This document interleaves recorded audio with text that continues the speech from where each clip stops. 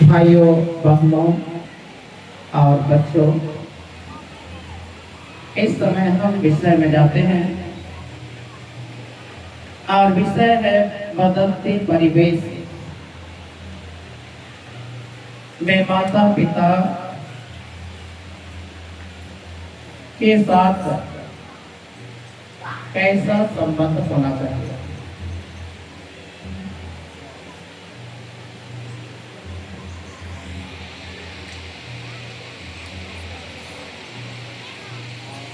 और इस संबंध के विषय में सबको मालूम है ना, माता पिता भी हैं, बेटा बेटी भी हैं।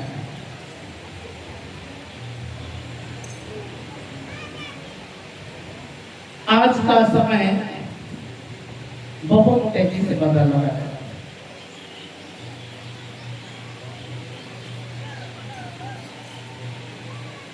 तकनीक, शिक्षा या तो करियर, सोशल मीडिया और जीवन शैली या तो चुनाव का सोच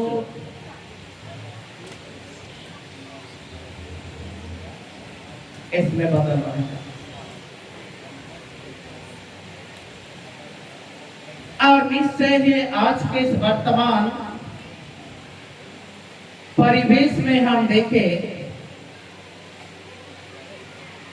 तो यह बदलती परिस्थिति में तकनीक, शिक्षा, रोजगार, जीवन शैली और सोच और विचार सब कुछ पहले से अलग हो चुका है। और इस बात को सभी अनुभव करते हैं कि नहीं अनुभव करते हैं। माँ बाप सब अभी के बच्चों का सोच और माता पिताओं के सोच में अंतर दिखाई देता है। और ऐसे बदलते वातावरण में सबसे अधिक प्रभाव यदि किसी रिश्ते में पड़ रहा है तो वह है युवाओं और माता पिता का संबंध। इसका प्रभाव युवा वर्ग और माता पिता के साथ में इसका प्रभाव को हम देखते हैं।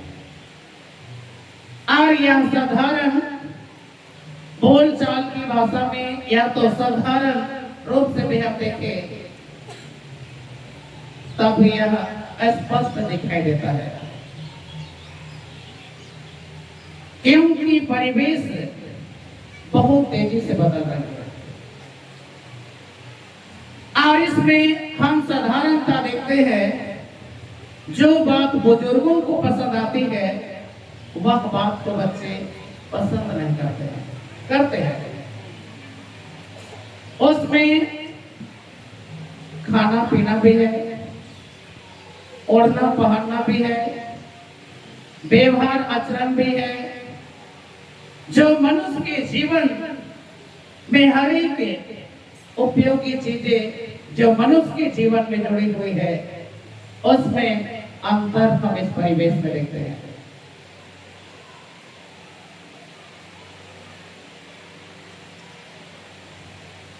और इसका सीधा प्रभाव युवाओं के और माता पिताओं के बीच में है। यह संबंध केवल खून का रिश्ता नहीं बल्कि विश्वास, सम्मान, प्रेम और समझ का आधार है। समझ का आधार है।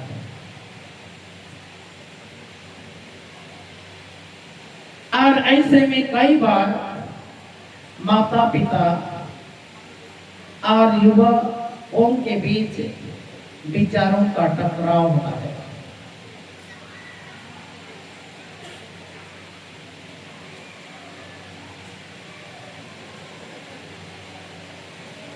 उसमें टकराव होता है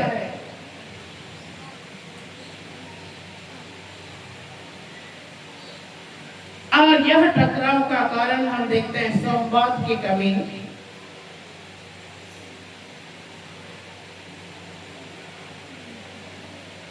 या तो भावनात्मक दूरी दिखाई देती है।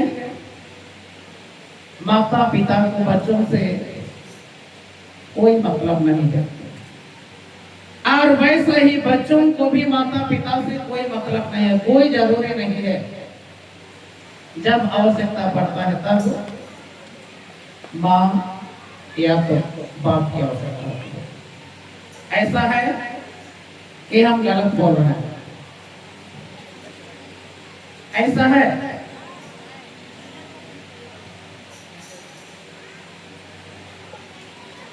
क्योंकि हम देखते हैं संवाद की कमी और भावनात्मक दूरी इसमें दिखाई देती है। परंतु हम मसीह हैं, क्रिश्चियन हैं, और इसलिए बाइबल हमारे जीवन के लिए मार्गदर्शक है, पथदर्शक है। और इसलिए नीति वचन 22 उसका 6 में कहता है, लड़के को उसे मार्ग की शिक्षा दे, उसमें जिसमें उसको चलना है, ताकि वह बुढ़ापे में बोझ से नहीं आएगा। और यह हम संवाद की कमी या तो भावनात्मक दूरी में रहने के कारण से वह नहीं कर पाते। परंतु बाइबल एक ऐसा संतुलित मार्ग को दिखाती है जिसमें सम्मान, प्रेम, संवाद और साझेदारी का सुंदर मेल को हमें प्रदान करता है। साझेदारी का एक सुंदर मेल को हमें प्रदान करता है। और आज मैं इसी विषय पर आप लोगों के बीच में कुछ विषयों पर चर्चा करूंगा, हम लोग सुनेंगे। एक नंबर में हम पाते हैं माता पिता जीवन के प्रथम गुरु होते हैं। माता पिता बच्चों के जीवन के लिए प्रथम गुरु, प्रथम शिक्षक माने जाते हैं। परिवार बच्चों का प्रथम पाठशाला है कि नहीं? है। और इसलिए जब हम परिवार में रहते हैं तो हर युवा को यह समझना चाहिए कि माता पिता केवल जन्म देने वाले ही नहीं है। क्योंकि माता पिता जन्म दिए तो उनका कर्तव्य भी बनता है कि बच्चे को हम अच्छी शिक्षा दें, बच्चे को हम अच्छी परवरिश में बढ़ाएं, बच्चे को हम एक अच्छा मार्ग दिखाएं। जैसे नीति वचन 22 में कहा, लड़के को उसी मार्ग की शिक्षा दे जिसमें उसको चलना है, ताकि वह बुढ़ापे में भी उससे नहीं हटेगा, बुढ़ापे में उससे नहीं हटेगा।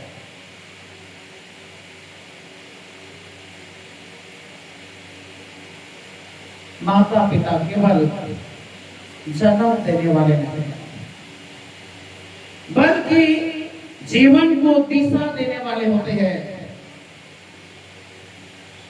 सही दिशा में अगुवाई करने वाले होते हैं।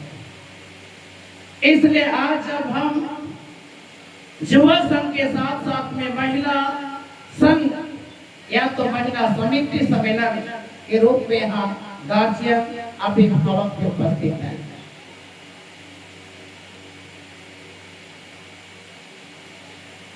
और इसलिए अपने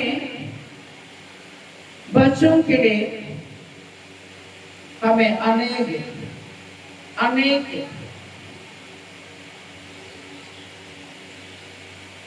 बातों को त्यागना पड़ता है। अपनी इच्छाएं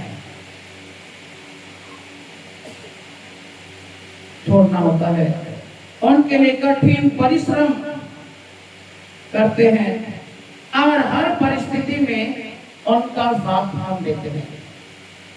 और अभी के इस वर्तमान परिवेश में हम देखें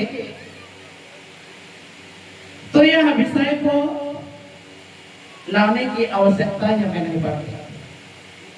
जब हम आरंभिक के दिन जिस समय अभिभावक अनपढ़ थे, जिस समय अभिभावक अशिक्षित थे, उस समय के परिवेश से तुलना करेंगे तो अभी माता पिता बच्चों के लिए त्याग करते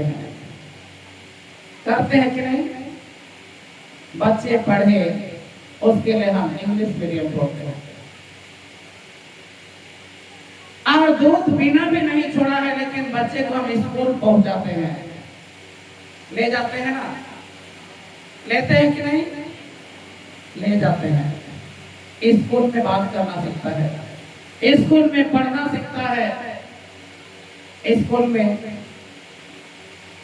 बढ़ना सीखता है।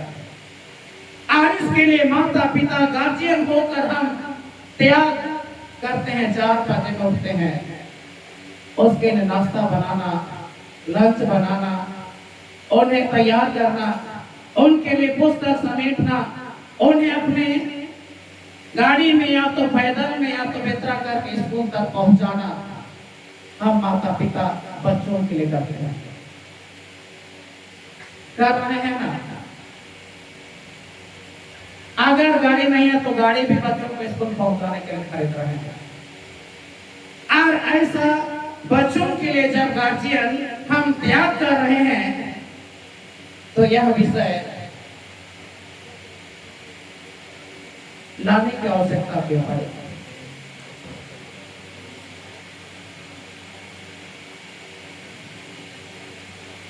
यह आवश्यकता इसलिए बदलती सोच के बावजूद युवा का पहला कर्तव्य है कि वे माता पिता का आदर करें।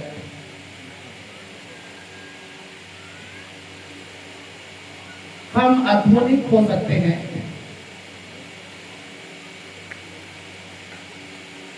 लेकिन संस्कार को हम नहीं छोड़ सकते हैं। और यह बात को हम युवाओं को भी, जो नई पीढ़ी है, उसको भी हमें समझने की आवश्यकता है, समझने की आवश्यकता है। और गार्जियनों को भी समझने की आवश्यकता है, क्योंकि माता पिता का जीवन ही बच्चों के लिए प्रथम पाठशाला के रूप में है, गुरु के रूप में, शिक्षक के रूप में भी है। जिस तरह से हम एक जगतीय शिक्षा के लिए त्याग करते हैं, अपने आप को में समर्पण करते हैं कि हमारा बच्चा आगे बढ़कर एक अच्छा आदमी बने, वह परिवार का नाम रोशन करे, आने वाले समय में उनके जीवन में किसी प्रकार की कोई वस्तु की घटी ना हो, वह नौकरी करे। इसके लिए हम सपना देखते हैं। लेकिन आज बाइबल हमें शिक्षा देती है, वह हमें संतुलित मार्ग दिखाने का काम करती है। और इसलिए जब हम केवल जगतीय जीवन की शिक्षा में बच्चों को ढालेंगे तो इसमें हम भी धोखा कर सकते हैं। इसके साथ साथ हमें ख्रिस्ते हैं, मसीही हैं, तो धार्मिक ज्ञान, आत्मिक ज्ञान और नैतिक ज्ञान की होना अति आवश्यक है।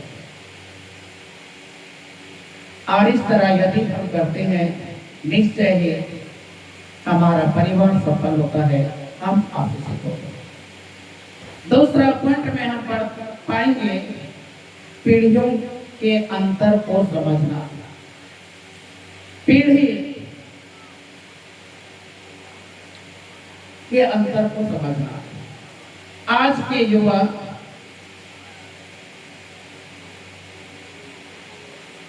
डिजिटल दुनिया में जी रही है, जबकि माता पिता का जीवन उस अनुभव से अलग वातावरण में बना है। और कई बार इसी कारण विचारों में टकराव होता है। युवाओं को यह समझना चाहिए कि हर असहमति दुश्मनी नहीं होती है। माता पिता रोकते हैं क्योंकि उन्हें अनुभव है और चिंता भी है, और इसलिए हर बात में माता पिता बच्चों के लिए भविष्य की चिंता करते हैं। और इसलिए इस बात को भी वर्तमान परिवेश के युवाओं को, बच्चों को समझने की आवश्यकता है, क्योंकि माता पिता रोकते हैं तो हम उनकी अच्छाई के लिए रोकते हैं। और इसलिए नीति वचन में कहा है, जो शिक्षा से प्रीति रखता है वह ज्ञान को प्राप्त करता है, परंतु जो शिक्षा से मुंह मोड़ लेता है वह पशु सरीखा है। पशु से तुलना किया गया है, जानवर से तुलना किया गया है।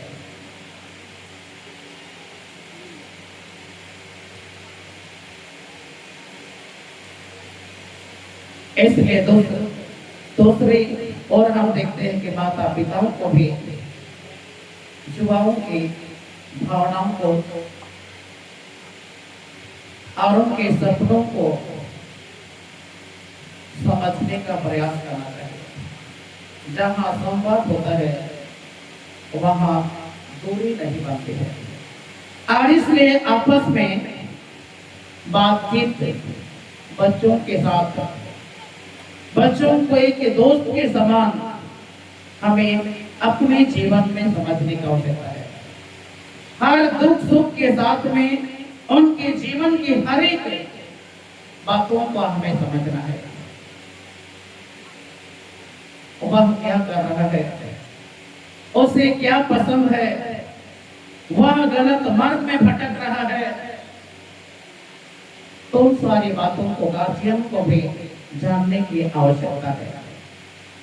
और यदि हम एक दोस्त की तरह माता पिता और युवा बच्चों के साथ में हम वार्तालाप करते हैं, संवाद करते हैं, तो निश्चय ही वह उनके जीवन को बुराई में जाने से रोकने का काम करता है। तीसरा पॉइंट में हम देखते हैं, संवाद संबंधों की सबसे बड़ी ताकत है। बातचीत, आपस में बातचीत करना। अभी ऐसा वातावरण में हम जी रहे हैं जहां पर उस तरह बच्चों के साथ बातचीत करना, बच्चों के साथ उठना बैठना, उनके साथ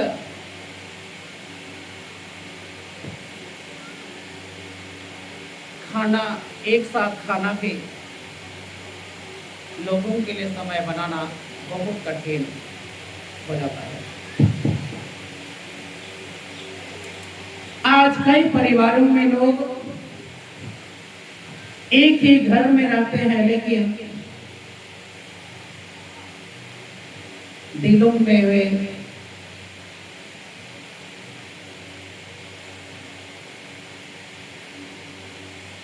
दूरी बनाकर रखते हैं। और यह दूरी बनाने का काम कौन करता है? मोबाइल ना, सोशल मीडिया बातचीत को कम कर दिया है। अगर कोई किसी परिवार में आता है तो हम मोबाइल देख रहे हैं तो कोई भी है ना, उसे नहीं पूछेगा। लेकिन आरंभिक दिनों में ऐसा नहीं था। उसमें लोग आतिथ्य सत्कार और नैतिक व्यवहार की बातों को हम उनमें देते हैं। और इसलिए युवाओं को चाहिए कि वे प्रतिदिन कुछ समय माता पिता के साथ बैठकर उनके साथ बातें करें, अपनी समस्याओं का साझा करें।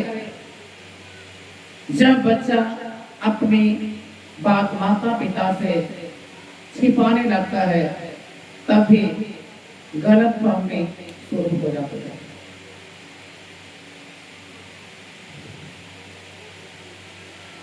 गलत रास्ते में वह भटकने लगते हैं।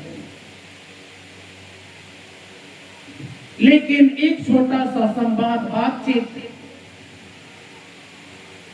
हम देखते हैं रिश्ते को मजबूत बना सकता है, मजबूती प्रदान करता है। और इसलिए आज किस वर्तमान परिस्थिति में हम गार्जियन होकर और युवा वर्ग होकर हमें समझना है, क्योंकि इसमें विषय में दिया हुआ है कि बदलते परिवेश में युवाओं का माता पिता के साथ संबंध कैसे होना चाहिए। आज संवाद की कमी है, बातचीत जब आवश्यकता पड़ती है तब वे बात करते हैं, और आवश्यकता नहीं पड़ती है तो केवल मोबाइल में, सोशल मीडिया में उनके साथ दोस्ती होता है, दोस्तों के साथ दोस्ती होता है। लेकिन आज हमें इस बिगड़ते परिवेश में अपने गार्जियन, अभिभावकों को भी हमें दोस्त बनाने की आवश्यकता है। और इसलिए चौथा पॉइंट में हम देखते हैं स्वतंत्रता और जिम्मेदारी साथ साथ होना चाहिए। स्वतंत्रता और जिम्मेदारी साथ साथ होना चाहिए। आज हमें स्वतंत्रता मिला है तो स्वतंत्रता को हमें बुराई का आड़ नहीं बनाना चाहिए।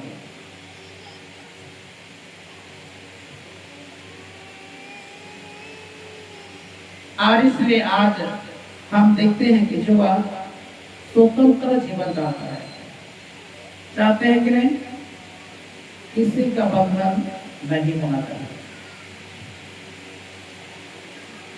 स्वतंत्र अच्छी बात है, लेकिन स्वतंत्रता का अर्थ यह नहीं है कि हम माता पिताओं की भावना उनकी अपेक्षा करें। यदि युवा अपने निर्णय स्वयं लेना चाहते हैं तो उन्हें जिम्मेदार भी होना होगा। और सच्ची परिपक्वता वही है जहां व्यक्ति अपने सपनों के साथ परिवार का सम्मान को भी बनाए रखता है। और इस तरह हमें अपने जीवन को बनाकर रखने की आवश्यकता है। अगला पॉइंट में हम देखते हैं बुजुर्ग, 5वां पॉइंट में बुजुर्ग माता पिता को भावनात्मक सहारे की आवश्यकता होती है। बुजुर्ग माता पिताओं को भावनात्मक सहारे की आवश्यकता होती है। जैसे जैसे माता पिता बूढ़े हो जाते हैं, उन्हें धन से अधिक अपने बच्चों के साथ समय और प्रेम की आवश्यकता होती है। और यह अभी के इस वर्तमान परिस्थिति में देखते हैं कि जैसे माता पिता बूढ़े हो जाते हैं, बुजुर्ग हो जाते हैं, तो कहीं कहीं हम देखते हैं कि उन्हें बच्चों की नसीब नहीं होती है, उनका प्यार नहीं मिल पाता है, आपसी संवाद और तालमेल नहीं बना पाते हैं।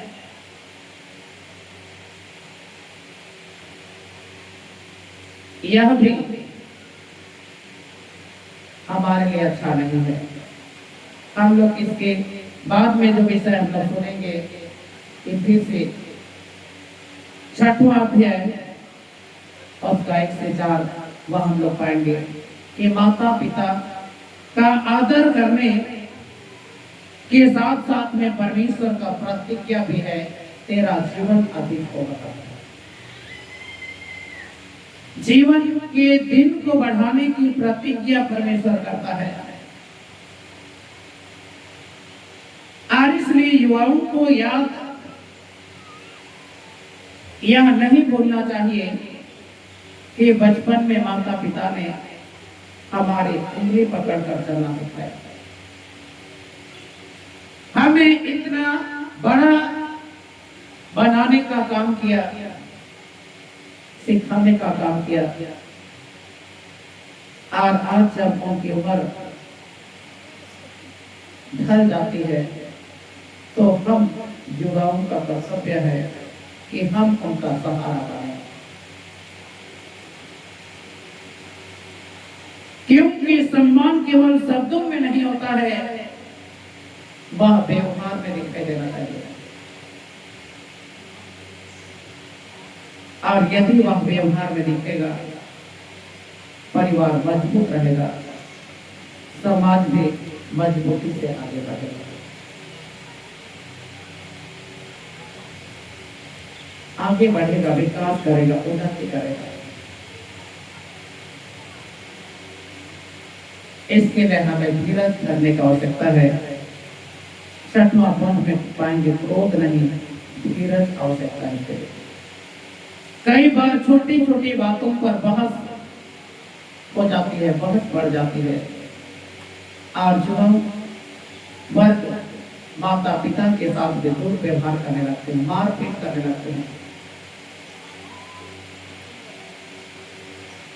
और जो व्यवहार माता पिता और बच्चों के बीच में नहीं होना चाहिए, वह भी उनके बीच में उत्पन्न हो जाते हैं। और इसलिए आज हमें समझना है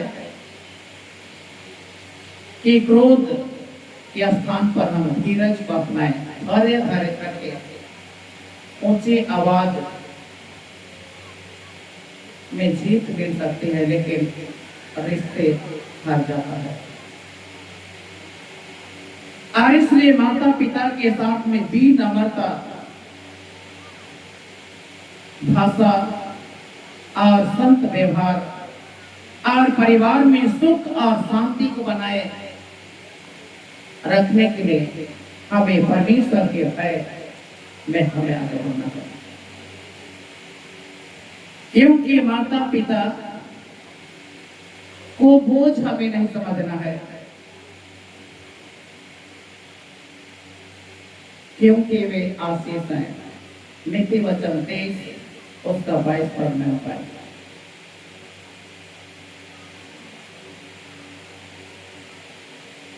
वे बोझ नहीं होते, लेकिन परमेश्वर का आशीष है। इसलिए अंतिम 7वां पॉइंट में हम देखेंगे आधुनिकता और संस्कार का संतुलन। आधुनिकता और संस्कार का संतुलन हम कैसे बनाएं? आज के समय में कैरियर, दोस्ती और व्यक्तिगत जीवन का महत्वपूर्ण है, लेकिन परिवार भी उतना ही आवश्यक है जितना हम अपने जीवन को संवारने के लिए, अपने दोस्तों के साथ रहने के लिए या तो अपने व्यक्तिगत जीवन के लिए हम सोचते हैं, उतना ही आवश्यक हमारा परिवार भी होता है। और इसलिए एक अच्छा युवा वही है जो आधुनिक विचारों के साथ साथ भारतीय संस्कारों को भी अपनाता है।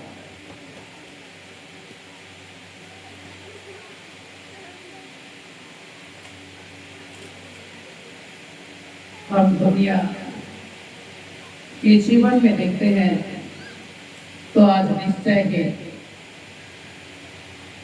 परिवेश बदल रही है, और यह बहुत ही तेजी से बदल रही है। और इसलिए आज जब हम एक परिवार में, एक समाज में, कलीसिया में अपने जीवन को पाते हैं, तो हर वर्ग में लोग हमारी आवश्यकता को अनुभव करते हैं। क्योंकि युवा परिवार के लिए, समाज के लिए, कलीसिया के लिए और पूरे राष्ट्र के लिए तो भविष्य है और माता पिता भी इनका चिंता करते हैं। लेकिन एक कमी हम पाते हैं कि आपस ये संवाद, बातचीत और यह दूरी बनाने का काम सोशल मीडिया या तो मोबाइल के माध्यम से हो रही है। आज इन बातों को हम ध्यान रखें, इन बातों से भी हम बचने का प्रयास करें कि हमारा परिवार, हमारा समाज, हमारा कलीसिया आगे बढ़कर मजबूत हो सके।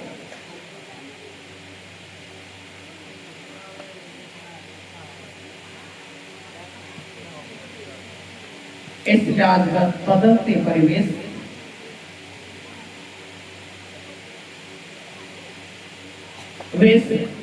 में जीवन का हिस्सा हम हैं, लेकिन यह रिश्ता का नींव प्रेम और सम्मान पर ही टिका हुआ है और इसमें युवा और माता पिताओं का संबंध ऐसा होना चाहिए जिसमें सम्मान हो,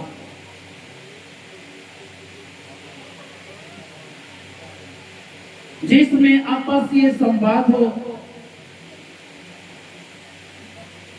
जिसमें विश्वास हो और धीरज हो और एक दूसरे की भावना को समझने वाला हो। इन बिंदुओं को जब हम समझेंगे, निश्चय हम बच्चों के प्रति सजग और सावधान होकर उनके जीवन को एक अच्छे मार्ग में हम ले जाएंगे। माता पिता को भी बच्चों का सम्मान करना है, बच्चों को भी माता पिता का सम्मान करना है और आपस ये संवाद और एक दूसरे पर विश्वास और धीरज और एक दूसरे का भावना को समझने वाला हमें अपने आप को बनाना है। और इन सारी बातों को जब हम अपने जीवन में लागू करते हैं, निश्चय हम एक सफल व्यक्ति, सफल इंसान, सफल परिवार के रूप में अपने आप को पाते हैं। इसलिए आज हमें चाहिए इन सारी बातों को हम अपने जीवन में इस्तेमाल करें, इसे उपयोग में लाएं। निश्चय ही परिस्थिति बदल रहा है, निश्चय ही समाज बदल रहा है, निश्चय ही परिस्थिति बन रहा है या तो वह बिगड़ रहा है, दूषित हो रहा है। तो उन बातों को भी आज हमें समझना है और इस आधुनिक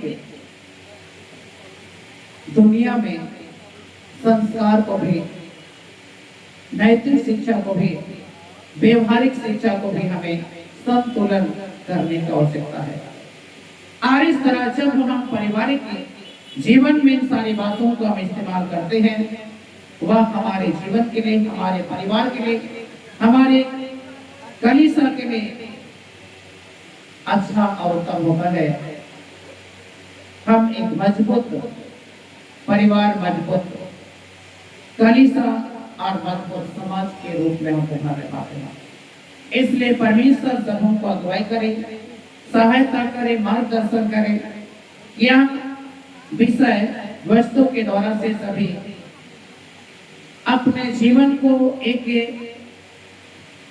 नई दिशा दे सके, नई पहचान दे सके कि आज से आगे हमारा परिवार, हमारा जीवन लोगों के लिए आदर्श सिद्ध हो सके और हम अपने जीवन के द्वारा से परमेश्वर की महिमा, उसकी गवाही जीवन में अधिक देने पर परमेश्वर सबों को इसे प्रवचन के द्वारा से बहुत ऐसा आशीष प्रदान करें।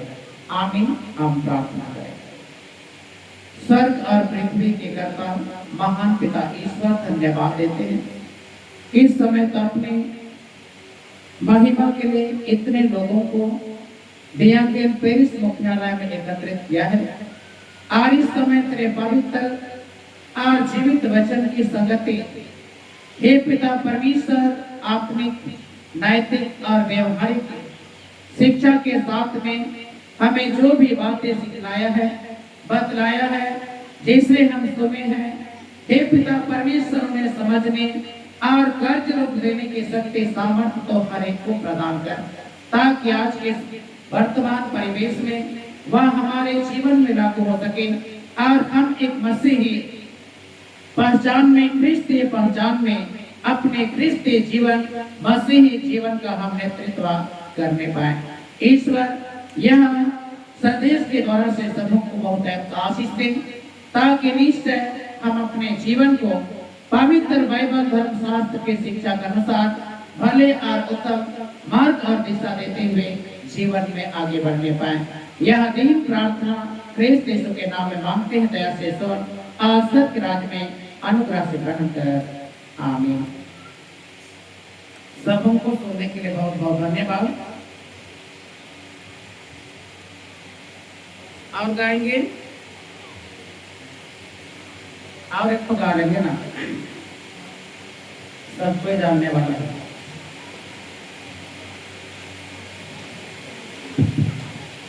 पाप प्रयत्न कमी को बगिता मेरे दुलर कौन हैरे कार्य को दिया तम की जोड़ा चिंतन तम कुल